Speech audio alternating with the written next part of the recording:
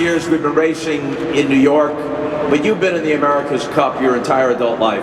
What does it mean to you to be racing here in the United States and representing America? Oh, it's awesome. I mean, I don't think you get a better stadium than the Hudson River and what you've got right in front of the Manhattan skyline. I mean, it's one of the, if not the coolest city in the world. You've got some real iconic stadiums and ballparks here, but one that you're probably underutilising is this one out here. It can hold the biggest amount of people. It's free, everyone can come down, families, and you're going to get to see some of the coolest boats in the world tearing around the river. It's very, very exciting to be here. You're famous for the comeback 3 years ago. You're down 8-1, you reel off 8 consecutive wins. First of all, how did you fall into that hole, and then how did you climb out of it and come back? Yeah, it's a question we asked a lot, and how did we get to that point? It's certainly something we want to change this next time. But really, to come back like that, it all comes down to the people. We had an incredible team, great attitude. They never gave up, and they just focused one race at a time. And it was a amazing experience. But certainly, next time we'd much prefer to front load it and try and win a lot more races at the start. But we're very, very excited to come here to New York. It really is a privilege to be able to race, just outside there, and as all the other guys, we're looking forward to the racing. Let's ask a question of Ben Ainsley. Proud of Britain's maritime history, no question about that. Considering you guys suggested the race back in 1851 and have never won it, how much does that? For reminding me of that. Yeah. How much does that irritate you? Well, quite a lot. That's why we're here. No, as Jimmy was saying, it's fantastic for the America's Cup to be back in New York. I think the last time it was raced in New York Harbour was back in 1920 with Sir Thomas Lipton as a British challenger against the Americans. So, yeah, like all the other teams, we're delighted to be here. Our goal is very much to try and bring the America's Cup back to Britain, where it all started in 1851. So it's been 165 years of hurt for us. But yeah, we're excited. We're looking forward to the series this week and moving on with the rest of the World Series and then into the Cup in Bermuda. Give us a scenario by which Britain can bring it home this time. Well, ultimately we have to beat all of the other challenging teams which are here, some fantastic teams and sailors, and then get through the final against Jimmy and the guys. I was with them last time in 2013, so it's a little bit awkward taking on your old teammate. Who gets to be on board each time as opposed to the previous or the next? Hello. Actually, we did a lot of training during the winter, and we have 10 sailors in the team, and we work together. And then for each event, we choose the best team in terms of skills and also in terms of weight. But it's important that all the crew and the sailors work together during all the year. Does the French team have plenty of wine and cheese on board? He said, "Yeah, for sure," even though his mic wasn't turned on. Glenn, you were on the other side of that Oracle Team USA comeback, Team New Zealand. What would it mean for an America's Cup to come to New Zealand? Yeah, well, obviously, like Ben wanting to take the cup back to Britain, we very much want to take the cup back to Auckland in New Zealand. So, obviously being so close last time to pulling that off and achieving that goal, the fire and the desire to take that on and to take the cup back to New Zealand, for me, certainly is very much a priority, and we're going to do absolutely everything we can to make that happen. Here in the United States, the America's Cup is a major event, especially when it's on American waters. But it competes for sports attention along with a bevy of other sports. Clearly there are other sports that are popular in New Zealand as well, but I would think that something like the America's Cup is closer to the top. Yeah, look, absolutely. I think certainly in New Zealand, sailing is very much one of the top level sports, and I think around the world, yachting is definitely becoming more and more extreme, and I think the types of boat that we're sailing at the moment certainly showcase the fact that wind and water mixed with the types of boat we're sailing are pretty exciting. So I think that the people out there are going to see some excellent action if we get some decent breeze. Dean, you left Team New Zealand, started your own startup crew, in effect, SoftBank Team Japan. What led to that change? There was a variety of reasons.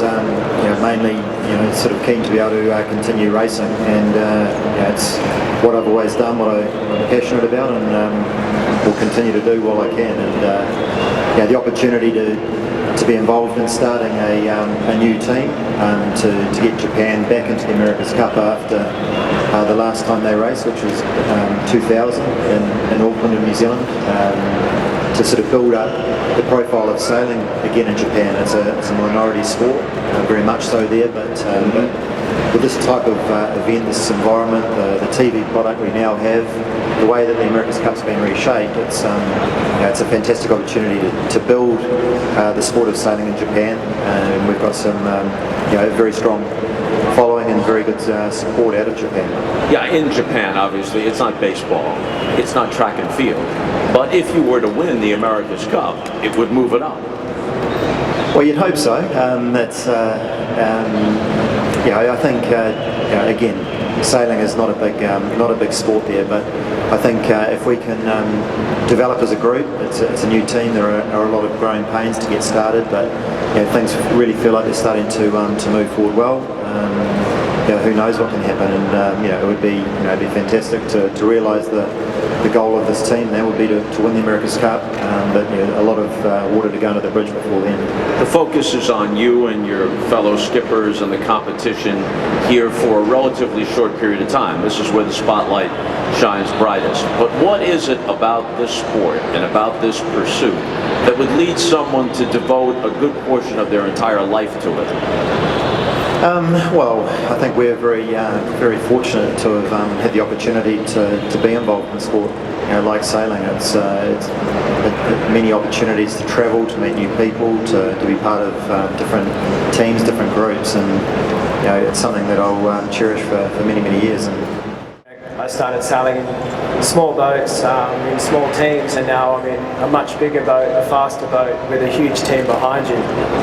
And what I'm beginning to realise, and what I learned a lot in the first campaign, was how important every team member is. It's not just the guys on the boat. Here we've got 5 guys racing, but back home we've got a huge support team, a huge build team.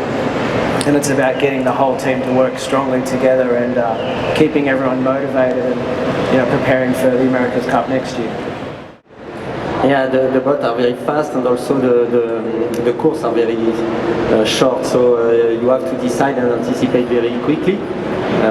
Sometimes only the steering, the guy steering can do the job without communication, and the crew has to follow very quickly. So we have to train and know everybody together very well. It's very exciting because in 20 minutes you can have many situations in terms of tactic and strategy, and it's exciting for the crew. Hand the mic over to Glenn. Your thought on it? Yeah, look, I think the manoeuvres, whether it be windy or light air, are very physically demanding, and I think these boats, compared to a lot of other boats, are extremely physical to sail. And I think that's one of the beauties about the boats. In actual fact, these ones in particular, is that there's 5 guys on board that all need to have excellent choreography to get the boat around the track. And when the guys are working well together, the boats are really nice to sail. So a lot of fun, but as Frank said, the training side of things is extremely important to be able to execute those manoeuvres well, and the gains and the losses of doing it well and not doing it well can become fairly apparent from the people looking from the outside.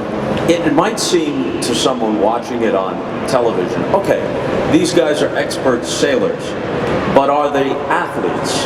But clearly it's physically demanding. This isn't just like, you know, you're sailing to Catalina to have lunch or something. Well, no, it's fair to say that at times, you know, you're just sitting there wondering what the hell's going to happen next. The boats are, you know, they're very extreme. You get a bit of breeze and they're incredibly fast. You know, the adrenaline that's going at times is very cool. It's sort of way different to the sailing that I grew up with in the early days. So, you know, on board the boats, the guy steering typically gets the best run at it. Really, sort of you just sort of watch the other on these boats, the other four guys really, you know, getting sort of pushed to the absolute physical limits, and by the end of a 15-20 minute race, they're completely spent, and 10 minutes later you've got to turn around and do it again. So, you know, the coordination, you do what you can when you're steering to try to help out as best you can, but you know, there's no denying that the boats are now very, very tough on the guys on board. Who are you most concerned about? I'm concerned with every single one of them, actually. It's definitely, no doubt, this is the strongest group of challengers we've ever seen in the America's Cup. They are all incredibly well prepared. They've hired great people. The technology, the way the class rule is written, I mean, that challenger that comes out of this group we'll be in for the fight of our lives.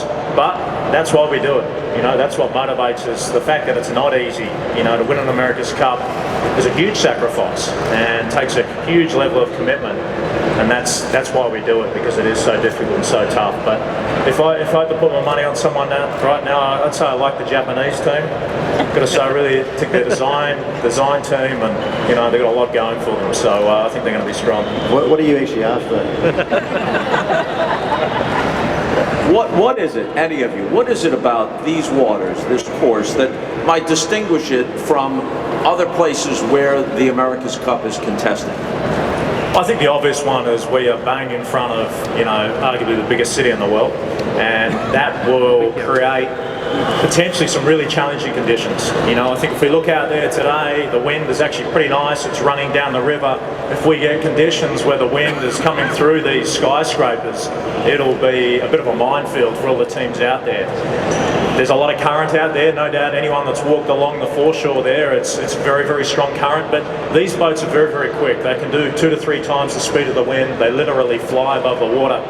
And the fact is, no matter what the conditions are, it's the same for everyone. No one gets an advantage, and it'll come down to the best team. Speed, by being able to lift the hull up out of the water and actually sail the boat on the actual foils, you know, makes the boats a lot more efficient. A little bit trickier to sail, but certainly a lot more efficient. So with that foiling technology over the last couple of years, the boats, when we get enough breeze, actually lift up out of the water and literally sail on the foils. So yeah, some quite exciting yachting. We have a brief period of time here to take questions and answers from the audience about one of the great sporting events in the world. It isn't just, obviously, although it's called the America's Cup, it isn't just America's event, it's an international event which happens to be here on American waters for the first time in nearly a century. If any of you have questions, we'll take a few of those, and I'll just pass the microphone around, and here we go. Hi, I'd like to know how you're going to account for the debris in the Hudson, and would like a piece of plastic get caught on a foil, would it just slow the boat down, or would it unbalance it to where it becomes something more serious? They're going to take care of the debris in the Hudson the same way they'll take care of the debris in the waters in Rio. Don't worry about it. It'll all be fine. All right, since you're closest to me, I'll turn it over. The big chunk of crap is in the Hudson. Yeah, it was just one of the other, just another obstacle to contend with. Normally we have enough trouble battling ourselves around the course, but every venue that we visit, there's always something, whether it's the breeze, the currents, debris, as you say. It's just another element that we have to contend with. But yeah, if you get a plastic bag wrapped around the floor, it's definitely going to really adversely affect the performance of the boat. So yeah, it's you hope that over a course of an event it balances out, but yeah, it's certainly a challenge. Nathan, Ben, anybody down there, is it a concern? Are the water conditions a concern? I'm talking about not just the current, not just the wind, but what might be in the water itself. Is that a concern? Oh, I think absolutely it is, and you sort of joke about the Rio Olympics, but there's been a lot of concerns there for sailing in Rio Harbour. I think, interestingly enough, we just came from a competitors forum earlier where we were discussing as a group of teams, as a sport, a sustainability charter where we have, we want to really lead the way in international sport, how we can make a difference through that being a classic example. The racing environment that we're in, we need to clean that up, and in sport we have the ability to be leaders, to show the rest of the community, young people coming up, that we can make a difference. So I think we're going to do that. If you and your team win, how would you celebrate? And then we'll just pass the mic down. In New York. How would you celebrate, given that you're in New York? You said before with wine and cheese, no? We can do that. And I invite you to celebrate with us. There's obviously some pretty exciting venues, not just on the water, but around the rest of New York. So I think that's where we'd certainly go and have a visit of some of those. Yeah, it'd be obviously pretty special to have a good result here, so not quite sure what we'd do. I'm sure there's probably a couple of options. Yeah, well, it's certainly a plus coming to New York if you want to party and have fun. So if we were fortunate enough to win, we would go out with a bang and celebrate really, really heavily, and potentially miss our flight the next day. But no, I'm sure we'd have a lot of fun. It's definitely one of the great parts of coming to New York is how social it is, how many different people are around, and just a great atmosphere. So no, we'd love to go out and have a bit of fun on Sunday night. So you're saying you'd host the beers for everybody here? Be on you, will it, old boy? Always, Ben. I'll always buy you a beer, buddy. I think if we were to win, we'd obviously be incredibly happy, and like all the other teams, we'd probably find a nice place to celebrate. I think the good thing that happens at these events is it doesn't matter which team wins, we always end up hanging out together, and unfortunately it always ends up being packing up the boats, putting the boats away because they don't pack up themselves. But one of the best things about this sport and this event is we are all mates as much as we are competing on the water. And as Ben alluded to, if Jimmy does win, he'll be buying everyone drinks, and I'm sure if we win, we'll be doing the same thing, and that's what I really like about the sport. Most of the traffic on Manhattan, so and you can't miss us out there. We're going to be big billboards ripping around. Obviously upwind they don't go quite as quick. These ones don't foil upwind, and maybe at times they might, but you're looking at 15 to 18 knots of boat speed upwind. And if we get some puff, which is looking like it's going to come on the weekend, you'll be seeing us going into the mid-30s, and it's going to be quite tricky when you have breeze and then the next minute you go behind a couple of buildings and you run out of it. So it's going to be a challenging weekend, and you're going to see some high-speed action.